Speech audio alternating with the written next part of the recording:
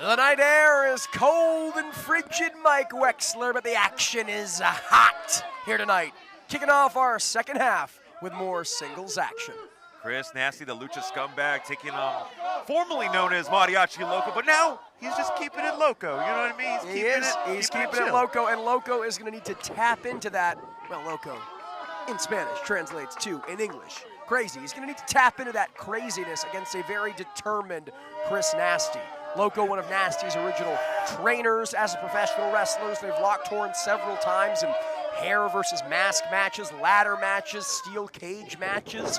But I was talking to Nastyy earlier on tonight, and he was telling me he has a chip on his shoulder because he has yet to pin Loco in a singles match. Trying to. Wow. Not mincing words about head of PR Zyra here, but nevertheless, tonight Chris Nastyy trying to beat Mariachi Loco in a singles match for the very first time. And again, how big that would be for Chris's career, but not only that, but for Top G Industries. I mean, listen, in the last match, the one and only Biagio getting that victory, and how huge that would be for Mike Check and his crew, for all of his boys to get that victory. Well, especially considering Big Meat fell to Jacob Axton in that three-way dance. Right. Nicky Guns fell to Eddie Weiss in the Schmutz match. So Chris Nastyy looking to even the score for Top G Industries, heading to Mike Check's big World Championship no disqualification main event. Right now, these two going at it, but how much of a factor is Zara at ringside? I mean, listen, she has already been in a couple matches already, but do you think this would give Chris the advantage? Well, I don't think we saw it so much in the Schmutz match, because frankly, much like myself, much like anyone with good taste and good sense, she was disgusted by that Schmutz. But with that now a non-factor, I think we're going to see it. I think she's going to make her presence felt as she has consistently here in House of Lucha. And it's not a good thing for Loco, who himself does not have a valet, does not have a manager, does not have a corner person. He's doing it all alone, and I got to give him credit for that. But look at this by Chris. Waistlock here, go behind from Nastyy. One from Loco. Again, these two know each other so well. Mike, when you have trained somebody, when you have been trained by somebody, what type of familiarity does that lend? Well, I don't know if I can repeat what the crowd is saying, but I get what you're saying in terms of trainer versus trainee. I mean, these two know each other's next moves, and again, after years and years of facing each other, I mean, the motive has to be the teacher might have to take out the student, or vice versa. The student might have to teach the teacher a little lesson or two. Flurry of arm drags here from Loco here. Caught Nastyy slipping. Nastyy looking for the reversal on the third, but Loco wasn't there. Well, look at this by Loco. Thinking monkey flip, but instead Nastyy reversing. Nastyy, I say it every time I call his matches because every time it rings truer. Every time I see Chris Nastyy, he gets bigger. And that's not fat, Mike Wexler. That is muscle. This guy is on the bulk. But even still, Loco taking him off his feet and sending him to the outside. Easy for me to say. Oh, and this is not a good look. Fans, if you were on the way, please get out of the way. Loco, I thought, looking for a tope suicida. Instead, hightailing it out of here. Having words with fans at ringside. Chris Nastyy here. He barely knows where he is. Oh, but look at this by Loco.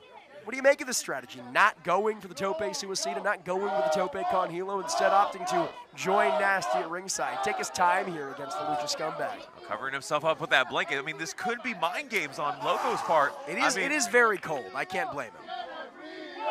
Oh, but look at this by Loco. I mean, again, going back to it, I mean, this could be mind games from the veteran compared to Chris's end. Well, smothering Nastyy's mind, his head, moreover, with that snuggie.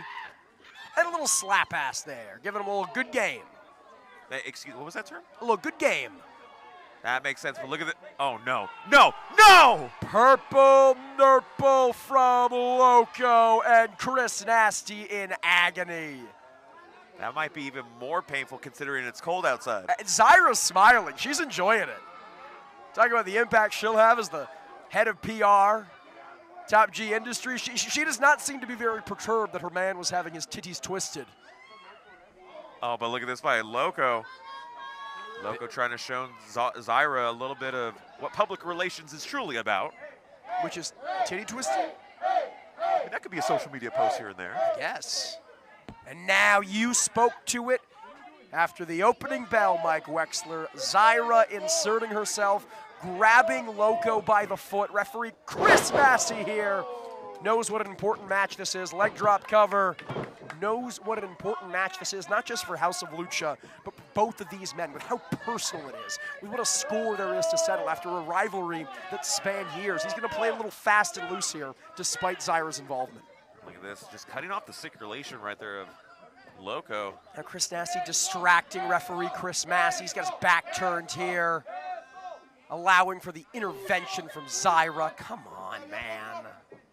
Ooh, and a huge kick to the rope right there. Again, aiming after that throat. And Nastyy, a fantastic official, and I'm just going to say it right now. Chris Nastyy, it's very confusing. I'm going to screw it up at this point, just putting it out there.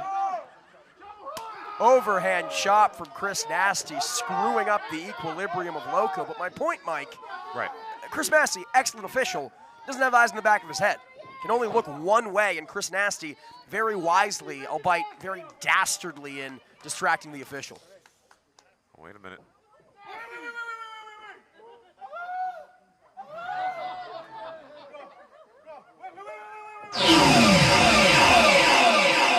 Hold on, what the hell?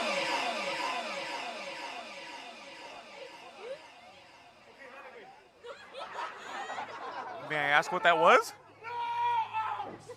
I don't know, and I don't think Chris Nastyy cares. He's had enough of the fun and games of Loco, an errant shot to the eyes. Again, the disrespect shown by Chris Nastyy. There's a reason why he's called King, a Lucha scumbag for a reason. He's not a good person, is Chris Nastyy. We've seen that in his association with Top G Industries. But Loco got him caught in the corner here. European uppercut followed up with an enziguri. The crowd asking for one more. And Loco more than happy to oblige. Again, thinking monkey flip, and again deposited on the top by Chris Nastyy. This is not the same skinny, blonde kid who came walking into Loco's classes. This is not the same skinny, blonde kid that Loco trained all those months. And what is this? Again, here comes the head of PR. Distracting Loco up on the apron and allowing the opportunity for Chris Nastyy. And the Bulldog cover. Only a 2. Nastyy trying to prove that to Loco. Trying to prove he's not the same blue chip or the same hungry young kid with a dream that was trained by him half a decade ago. Again, it would be huge for his career, getting a win over someone that was a part of his beginnings. And right now he's taking control of that back, and here comes the chin lock.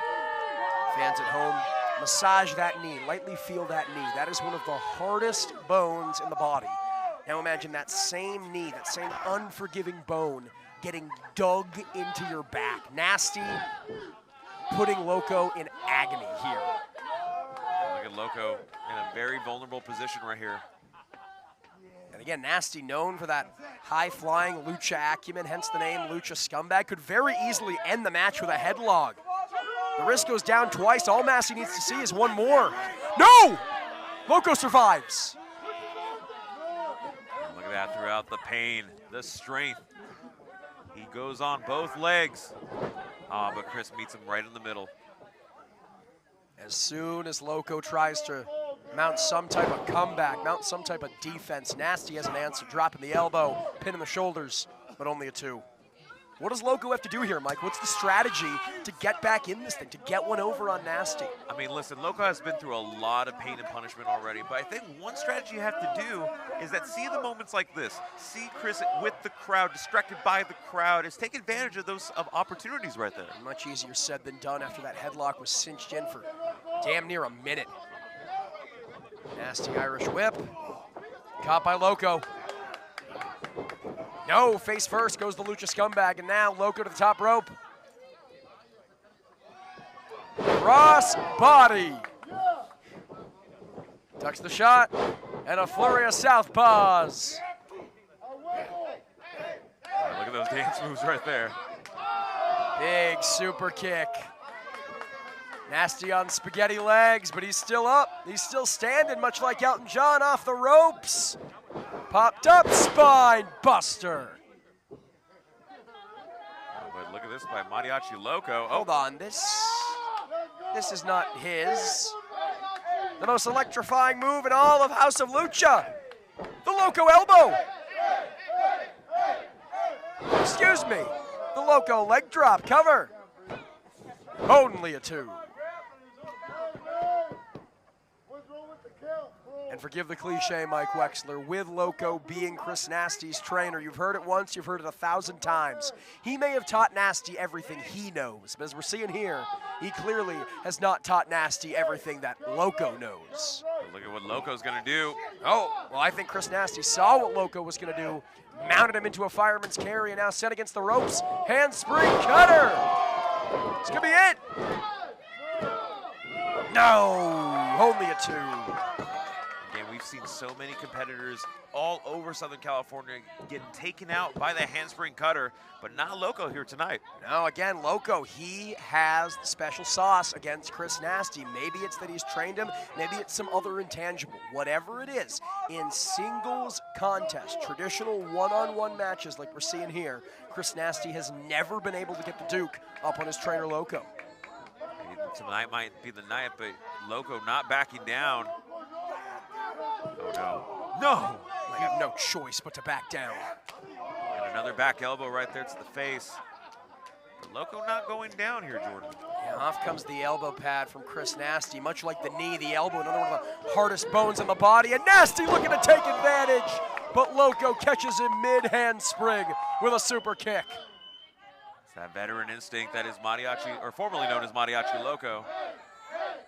Swiveling those hips once again, back and forth we go. Nastyy up to his feet. No, Loco lands.